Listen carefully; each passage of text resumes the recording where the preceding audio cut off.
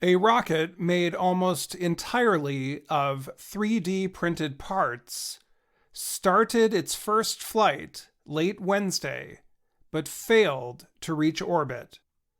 The 33-meter-long rocket, called Terran 1, took off from Cape Canaveral, Florida. The startup company, Relativity Space, created 85% of the rocket using 3D printing technology.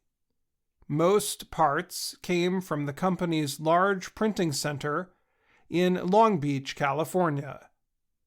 Terran 1 took off successfully and stayed in the air for 3 minutes.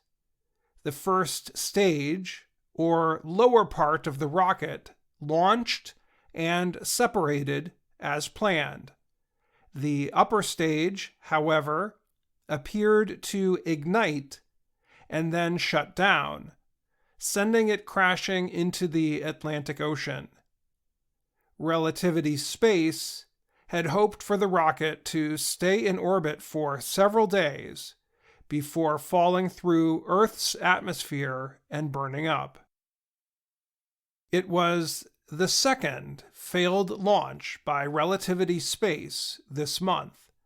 The company called off an attempt 12 days ago, just seconds before takeoff.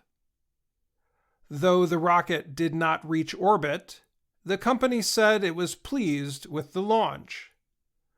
Arwa Tizani Kelly works for Relativity Space and discussed the launch. Kelly said that first launches are always exciting, and today's flight was no exception. Although other space businesses use 3D printed materials, the pieces make up only a small part of their rockets. Relativity Space was founded in 2015 by 2 young engineers. The company said it is working to develop larger versions of the rocket that will have even more 3D printed material. I'm Dan Friedel.